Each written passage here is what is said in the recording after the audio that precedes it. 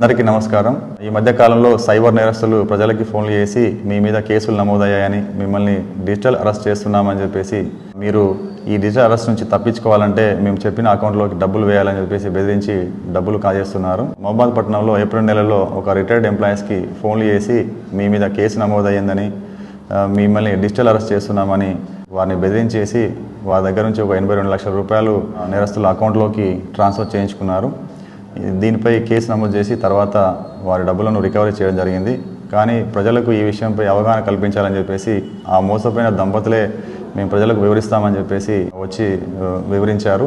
వారి మాటలను వినండి. వారు ఏ విధంగా మోసపోయారు, సైబర్ నేరస్తులు ఏ విధంగా వారిని బెదిరించారనే విషయంపై వాళ్ళు ఎక్స్ప్లెయిన్ చేస్తారు. మేడం మీ పేరు? శేషభట్టర్ లక్ష్మి అండి. ఓకే. మీ సార్ పేరు? మీరు ఏం చేస్తారు? శేషభట్టర్ మాధవ్ అండి, రిటైర్డ్ టీచర్ అండి. మీరేం చేస్తుంటారు మేడం? House wife. మీరు ఎక్కడ ఉంటారండి? మహబూబాబాద్లో ఉంటామండి, కంకరబోర్డులో. ఓకే. ఏం జరిగిందండి? ఏప్రిల్ 11వ తారీఖు మామూలు శుక్రవారం. ఆ రోజు పని అంతా చేసుకున్న తర్వాత 11 o'clock ఫోన్ వచ్చింది సార్. ఫోన్ వస్తే ఎత్తలేదు. ఏదో నెంబర్ నాది కాదు కదా, అన్నోన్ కాల్స్ ఉన్నట్టున్నది అనుకొని ఎత్తలేదు. రెండోసారి కూడా మళ్ళీ చేసిండ్రు. రెండోసారి ఎత్తలేదు. మూడోసారి చేసి మేడం మీ ఫోన్ నెంబరు బ్లాక్ చేస్తున్నామండి అన్నారు. అంటే అది సరిగ్గా నాకు డిస్టర్బ్ వస్తున్నదండి, నాకు వినబడట్లేదని మళ్ళీ పెట్టేసిన. మూడోసారి ఎవరో ఫోన్ చేస్తున్నారండి మళ్ళీ అని మా సార్ దగ్గరికి తీసుకుపోయి ఇచ్చానండి ఫోను. సార్ మీరు ఏం మాట్లాడారు సార్? వాళ్ళు ఏం అడిగారు మిమ్మల్ని? ఆ రోజు 11వ తారీఖు నాడు అన్నోన్ కాల్ వచ్చిందండి. వస్తే మా ఆవిడకి వస్తే మా ఆవిడ వచ్చి నాకు చెప్తే నేను ఎత్తాను ఫోను. ఎత్తితే వాళ్ళు ఏమన్నారంటే మీ ఆవిడ ఫోన్ నెంబర్ బ్లాక్ చేస్తున్నాం మేము అని చెప్పి అన్నారు. అంటే నేను ఎందుకు అని చెప్పి అడిగితే మీ ఆవిడ నెంబర్ మీద ఫోన్ నెంబర్ మీద బెంగళూరులో 17 హెరాస్మెంట్ కేసులు నమోదైనాయండి, అందుకని మీ ఫోన్ నెంబర్ బ్లాక్ చేస్తున్నామని చెప్పంటే వెంటనే అయ్యో సార్ ఎట్లా సార్ అని చెప్పంటే Bengaluru sub inspector Gaurav sir గారికి మేము కల్పిస్తా అని చెప్పి కల్పించిండండి. ఫోన్ కల్పిస్తే ఆ సార్తో మాట్లాడితే ఇగో మీ పేరు మీద సార్. ఆ సారు యూనిఫామ్లో ఉన్నారండి, యూనిఫామ్లో వేసుకొని ఉన్నారు. ఒకసారి సబ్ ఇన్స్పెక్టర్ అని, ఇంకొక తను ఇన్స్పెక్టర్ అని, ఇంకొక అతను సుప్రీంకోర్టు. సార్ మీకు నార్మల్ కాల్ వచ్చిందా, ఫస్ట్ వాట్సాప్ కాల్ వచ్చిందా? ఫస్ట్ నార్మల్ కాల్ వచ్చింది మేడం, నార్మల్ కాల్ వచ్చింది. అయితే నార్మల్ కాల్ వస్తే ఈ విధంగా బెదిరించగానే మేము అడిగితే మళ్ళీ గౌరవ్ సార్ అని చెప్పి గౌరవ్ సారథి బెంగళూరులో Indiranagar police station sub inspector అని చెప్పి అన్నాడండి. మీ మీద ఇట్లా కేసు ఉన్నది, ఇది హెరాస్మెంట్ కేసు ఉన్నది అని చెప్పంటే ఎట్లా సార్ అని చెప్పంటే మీ మీద ఇంకోసారి కల్పించిండండి. ఏది జయంత్ వర్మ అనే సార్కు ఫోన్ కల్పించిస్తే ఆ సార్తో మాట్లాడితే మీ పేరు మీద మీ ఆధార్ నెంబర్, మీ ఆవిడ ఆధార్ నెంబర్ పేరు మీద బొంబాయిలో మరి కెనరా బ్యాంక్లో అకౌంట్ తీశాము. అందులో సదాకత్ ఖాన్ అనే అతను ఒక టెర్రరిస్ట్ మీ అకౌంట్లో 75 లక్షలు వేశాడు కాబట్టి అవి ఇల్లీగల్ ఫండ్స్. ఆ ఫండ్స్ మళ్ళీ తీరాకపోతే మేము అరెస్ట్ చేస్తాం, మీ యొక్క బ్యాంక్ అకౌంట్లు క్లోజ్ చేస్తాం, సీజ్ చేస్తామని చెప్పి బెదిరించారండి. బెదిరిస్తే మేము భయపడిపోయామండి. మరి భయపడిపోయి ఏం చేయాలి సార్ అని చెప్పి అడిగితే కనుక మీరు ఆ పైసలన్నీ మా అకౌంట్లో వేస్తే కనుక వాటిని లీగలా ఇల్లీగలా మేము టెస్ట్ చేసి లీగల్ అయితే మీ పైసలు మీకు తిరిగి మీ అకౌంట్లో జమ చేస్తామని చెప్పి అన్నారండి. అట్లా చేయటం వల్ల ఇంకొకటి ఏమిటంటే ఈ విషయం ఎవరు చెప్పకండి, ఇది నేషన్ సీక్రెట్ కాబట్టి మీ పిల్లలకు కానీ ఎవరికి కానీ మీ వాళ్ళకి కానీ ఎవరికి కానీ చెప్పకండి, పక్క వాళ్ళకి ఇక్క వాళ్ళకి ఎవరికి చెప్పకండి అని చెప్పి బెదిరించారండి. బెదిరితే మేము భయపడిపోయామండి. ఒకటి వాళ్ళది కోడ్ నెంబర్ అని ఇచ్చిందండి. మీరిద్దరు ఈ విషయం మాత్రం మీ పిల్లలకు కూడా చెప్పొద్దు, లోపల డోర్ వేసి ఉన్నదా అన్ని చూపెట్టండి అని ఒకసారి కెమెరాని తిప్పి అటు ఇటు చూపెట్టినండి. కానీ వాళ్ళది ఫేస్ కనపడట్లేదు. ఫస్ట్ టైమే కనపడింది కానీ రెండోసారి మళ్ళీ మాత్రం కనపడలేదు. దాని మీద ఒక బిళ్ళలాగా వచ్చింది కెమెరా మీద, అంతే. వాళ్ళు మాట్లాడుకుంటున్నారు. ఈ విషయాన్ని మేము చెప్పినట్టుగా ఎవ్వరికి చెప్పకూడదు, మీ పిల్లలకు కూడా చెప్పకూడదు.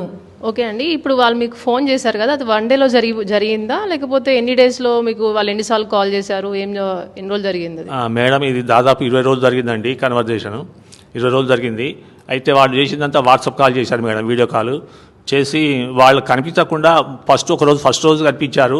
అది యూనిఫామ్లో కనిపించారు, మాకు పోలీస్ యూనిఫామ్లో కనిపించారు. కనిపించిన తర్వాత మేము భయపడిపోయాము.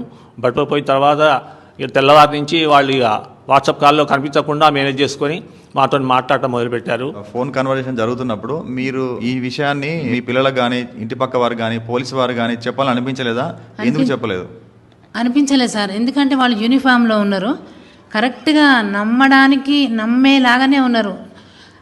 ఖచ్చితంగా పోలీసులే కదా, ఇంకా పోలీసులు వీళ్ళే పోలీసులు అయినాక వేరే పోలీసులకు చెప్పడం ఎందుకు అదనే. ఇంకొకటి, ఇది నేషనల్ సీక్రెట్, ఒకవేళ మా ఉద్యోగాలే పోతాయి కాబట్టి మా ఉద్యోగాలను పణంగా పెడుతున్నాం, మీరు మాత్రం ఎవ్వరికి చెప్పకూడదు. మీ మరి ఎట్లా సార్, మా పిల్లలకు రోజు ఫోన్ చేస్తాం కదా అని అంటే మీ పిల్లలకు కూడా ఫోన్ చేయండి మామూలుగా క్యాజువల్గా, కానీ ఈ విషయం మాత్రం మీ పిల్లలకు కూడా చెప్పకూడదు అని అన్నారండి. సార్ తర్వాత ఏం జరిగింది సార్? ఇట్లా అమౌంట్ ఏ విధంగా మీరు ట్రాన్సాక్షన్ చేశారు, ఏం జరిగింది? అయితే సార్ మేడం, జయంత్ వర్మ అనే అతను ఫోన్ చేసి మళ్ళీ ఆ వాట్సాప్ కాల్ చేసి మీ అకౌంట్లో 75 లక్షలు ఉన్నాయి, అవి ఇల్లీగల్ ఫండ్స్, ఆ ఫండ్స్ మీ పేరు మీద ఉన్నాయి, మీరు విత్డ్రా చేసుకున్నట్టుగా ఉన్నది, అవి అట్లా మీరు విత్డ్రా చేసుకున్నట్టుగా ఉంటే మీ మీద కేసు అయింది, మీ మీద అరెస్ట్ వారెంట్ జారీ అయింది, మీ అకౌంట్లో నేను ఫ్రీజ్ చేస్తామని చెప్పి అంటున్నారు. కాబట్టి మీరు ఏం చేస్తారంటే ఆ పైసలు తిరిగి మా అకౌంట్లో వేస్తే కనుక మేము లీగలా ఇల్లీగలా అని చెప్పి వాటిని పరిశీలించి మీ పైసలు మీకు తిరిగి మీ అకౌంట్లో వేస్తామని చెప్పి అన్నారు. అని ఇంకో విషయం ఏమిటంటే, ఈ విషయం మీరు ఎవరికి చెప్పొద్దు బయట, ఇది నేషనల్ సీక్రెట్, అట్లా చెప్పినట్లయితే కనుక మీకు 7 సంవత్సరాలు జైలు శిక్ష పడుతుంది అని చెప్పి బెదిరించారు మేడం. బెదిరిస్తే మేము భయపడిపోయి వాళ్ళు చెప్పిన అకౌంట్లో పైసలు వేసుకుంటూ వెళ్ళాము. మేడం, ఆ డబ్బులు అనేవి మీకు ఎక్కడి నుంచి విత్డ్రా చేశారు, ఎక్కడికి డిపాజిట్ చేశారు, ఆ డబ్బులన్నీ ఎక్కడివి మీకు? వాళ్ళకి డబ్బులు ఎట్లా వేసామంటే, నా అకౌంట్లో నా రిటైర్మెంట్ బెనిఫిట్స్ అన్నీ ఉండే మేడం. 20 lakhs ఏమో డిపాజిట్, తర్వాత 29 lakhs ఏమో ఇది అకౌంట్లో ఉన్న డబ్బు. ఇదంతా తీసి వారు ఆర్టీజీఎస్ చేయమన్నారు, ఆర్టీజీఎస్ ద్వారా పంపించామన్నారు, అడ్రస్ ఇచ్చారు, బ్యాంక్ అడ్రస్ ఇస్తే కనుక ఆ అడ్రస్కి మేము ఆర్టీజీఎస్ ద్వారా నా డబ్బులు ఫస్ట్ మొదటి విడతలో 49 లక్షలు పంపించాను మేడం తెలియక. తర్వాత రెండో విడతలో గోల్డ్ పెట్టి లోన్ తీసుకొని 22,20,000 పంపించాను మేడం. తర్వాత మళ్ళీ పంపించామని చెప్పంటే మళ్ళీ పంపించామని చెప్పంటే ఎల్ఐసి లోన్ తీసుకొని 12,20,000 పంపించాను మేడం. ఈ విధంగా మేము మొత్తం 82,40,000 వాళ్ళు చెప్పిన అకౌంట్లో వేశాం మేడం. వేస్తే వాళ్ళు ఏమన్నారు, లీగలా ఇల్లీగలా అని చెప్పి మేము టెస్ట్ చేసి మీ పైసలు మీకు తిరిగి అకౌంట్లో ఇస్తామని చెప్పి అన్నారు. 2 రోజుల తర్వాత వాళ్ళు రెస్పాండ్ కాలేదు, అప్పుడు మేము మోసపోయామని చెప్పి గ్రహించాం. ఇప్పుడు మీరు ఇంత డబ్బులు డిపాజిట్ చేస్తున్నప్పుడు మీరు ఎవరికి చెప్పలేదా? ప్లస్ బ్యాంక్ అధికారులు ఏమన్నా మిమ్మల్ని అడిగారా? ఈ లోన్లు ఎందుకు తీసుకుంటున్నారు, ఈ డబ్బులు విత్డ్రా ఎందుకు చేస్తున్నారు, ఎవరికి పంపిస్తారు అని చెప్పి బ్యాంక్ అధికారులు ఎవరైనా అడిగారా? అడిగితే మీరు ఏం చెప్పారు? వాళ్ళు ఎవరు అడగలేదు సార్. బ్యాంక్ అధికారులు ఎవరు మేము ఇట్లా ఆర్టీజీఎస్ ద్వారా లక్షలు పంపిస్తుంటే ఎవరు ఎందుకు చేస్తున్నామని చెప్పని అడగలేదు సార్.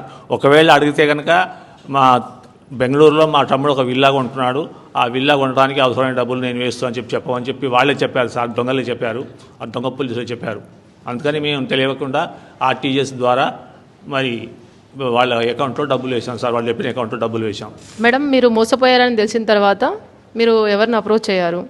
తర్వాత ఏం చేశారు మీరు? మేడం, ప్రతిరోజు ఫోన్ చేస్తూ ఉండేవాడు, చేసి అప్డేట్స్ ఇవ్వండి అంటే okay Seshabhattar Madhav, Seshabhattar Lakshmi, we are all safe అని రోజు పెట్టినాం.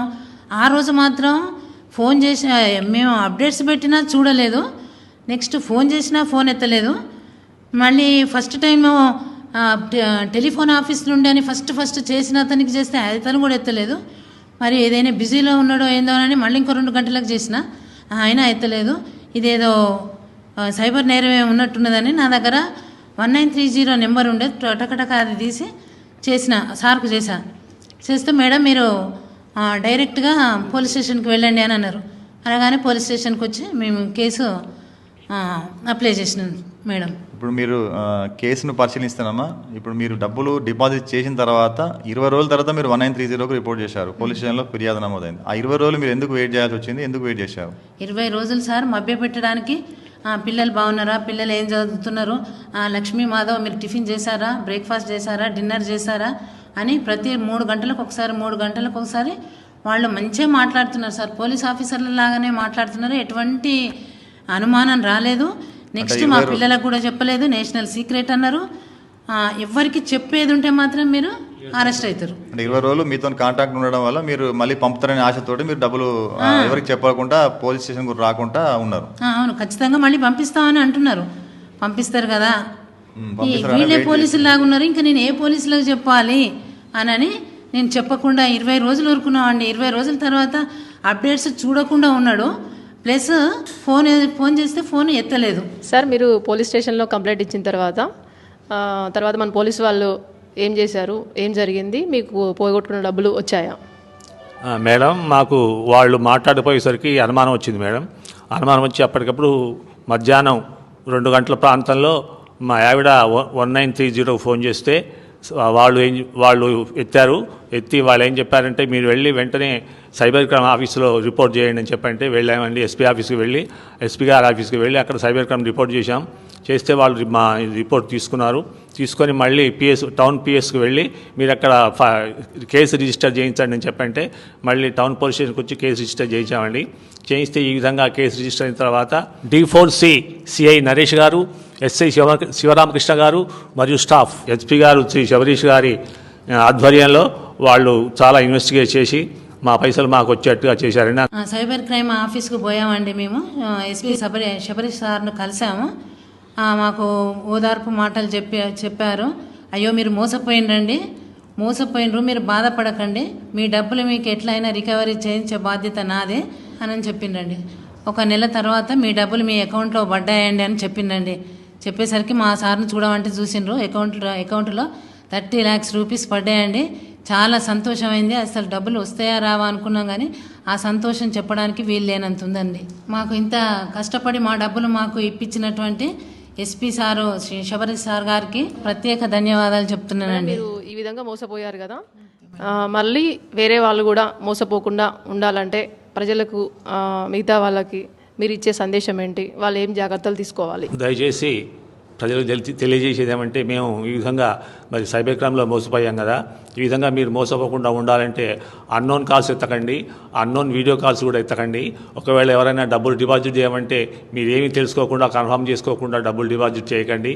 అంతేకాకుండా మీ ఆధార్ నెంబర్ కానీ, మీ ఫోన్ నెంబర్ కానీ, మీ పాన్ నెంబర్ కానీ, తర్వాత మీ అకౌంట్ డీటెయిల్స్ కానీ, తర్వాత మీ పర్సనల్ డీటెయిల్స్ ఏవైనా అడిగితే ఇవ్వకండి. అట్లా ఇచ్చి మోసపోకండి. ఒకవేళ మీకు అట్లా మోసపోయినట్టుగా తెలిస్తే కనుక మరి 1930కు ఫోన్ చేయండి, లేదా మీ దగ్గరలో ఉన్న టౌన్ పోలీస్ స్టేషన్లో రిపోర్ట్ చేసి జాగ్రత్త పడండి. మీ తర్వాత మీ పాస్వర్డ్లు కానీ, మీ ఓటీపీలు కానీ ఎవరికి షేర్ చేయకండి. షేర్ చేసి మోసపోకండి. విన్నారు కదా వీళ్ళు ఎలా మోసపోయారో. చట్టంలో డిజిటల్ అరెస్ట్ అనే ప్రక్రియ లేదు. ఎవరైనా సైబర్ నేరస్తులు మిమ్మల్ని డిజిటల్ అరెస్ట్ చేస్తున్నామని ఫోన్ చేస్తే మోసపోకండి. 1930 కానీ లేదంటే సమీప పోలీస్ స్టేషన్లో కానీ ఫిర్యాదు చేయమని చెప్పేసి మహబాద్ పోలీసు వారి విజ్ఞప్తి.